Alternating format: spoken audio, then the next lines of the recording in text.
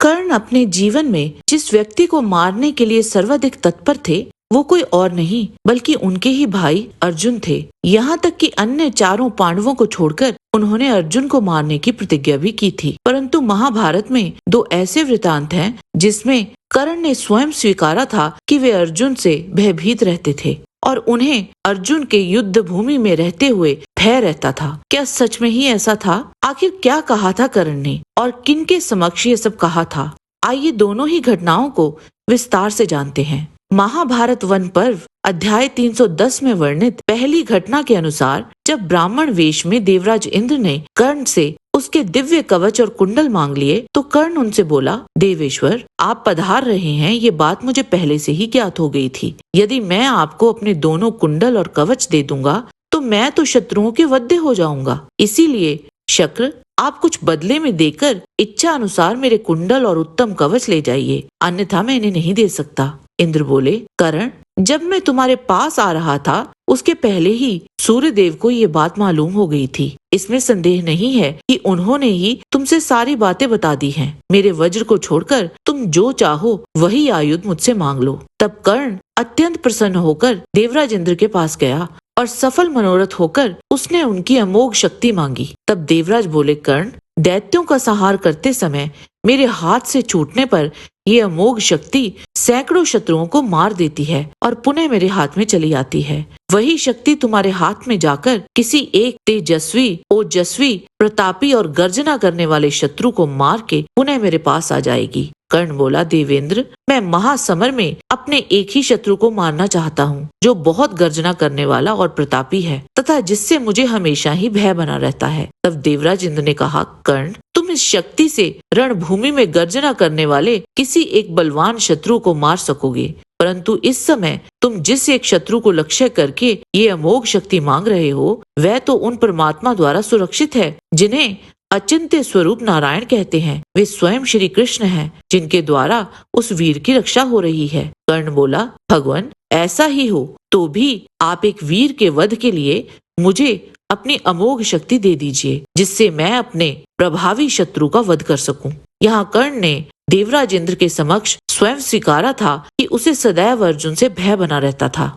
दूसरी घटना का वर्णन महाभारत के कर्ण पर्व अध्याय 79 में आता है। कर्ण और अर्जुन के अंतिम युद्ध से ठीक पहले कर्ण और उनके सारथी राजा शल्य का बड़ा ही रोचक संवाद है। उसमें एक जगह शल्य कर्ण से कहते हैं, कर्ण रथियों में प्रमुख वीर अर्जुन अकेले भी हों तो महारथी योद्धा उन्हें युद्ध में अजेय बताते हैं। फिर इस समय तो वे श्री कृष्ण से सुरक्षित हैं। ऐसी दशा में कौन इन्हें जीतने का साहस कर सकता है?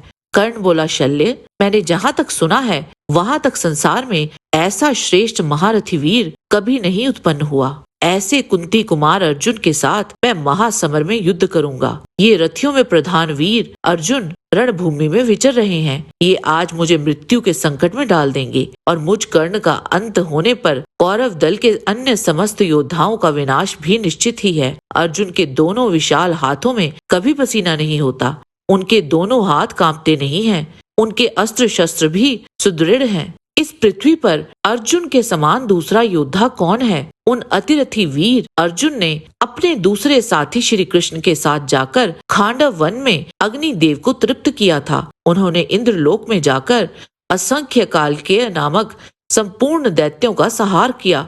अतः इस पृथ्वी पर उनसे अधिक कौन है? जिस महानुभाव ने अस्त्रों द्वारा उत्तम युद्ध करके साक्षात महादेव जी को संतुष्ट किया और उनसे त्रिलोकी का संहार करने में समर्थ अत्यंत भयंकर पाशुपत नामक महान अस्त्र को प्राप्त कर लिया। भिन्न भिन्न लोकपालों ने आकर उन्हें ऐसे महान अस्त्र प्रदान किए जो युद्ध स्थल में अपना सानी नहीं रखते।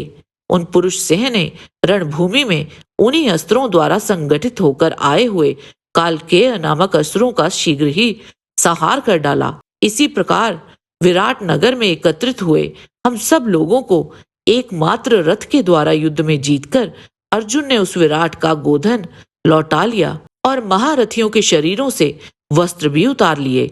शल्य इस प्रकार जो पराक्रम संबंधी गुणों से संपन्न और क्षत्रियों में सर्वश्रेष्ठ हैं, उन्हें युद्ध के लिए ललकारना संपूर्ण जगत के लिए बहुत बड़े साहस का काम है। इस बात को मैं स्वयं भी जानता हूँ।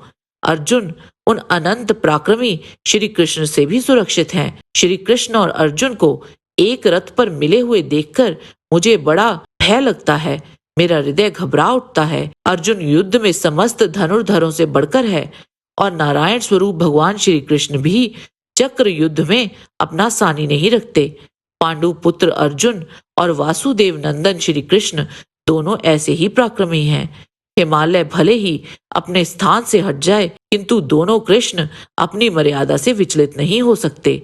वे दोनों ही शौर्य संपन्न, बलवान, सुदृढ़ आयुधों वाले और महारथी हैं। मद्र राज अर्जुन के साथ युद्ध के विषय में जो आज मेरा मनोरथ है, वह अविलंब और शीघ्र सफल होगा। यह युद्ध अत्यंत अद्भुत, विचित्र और अनुपम होगा। मैं युद्ध स्थल में इन दोनों को मार गिराऊंगा, अथवा वे दोनों ही कृष्ण मुझे मार डालेंगे। कर्ण शल्य से ऐसा कहकर रणभूमि में मेघ के समान उच्च स्वर से गर्जना करने लगा और इस संवाद के बाद उन दोनों महान योद्धाओं का युद्ध आरंभ हो गया।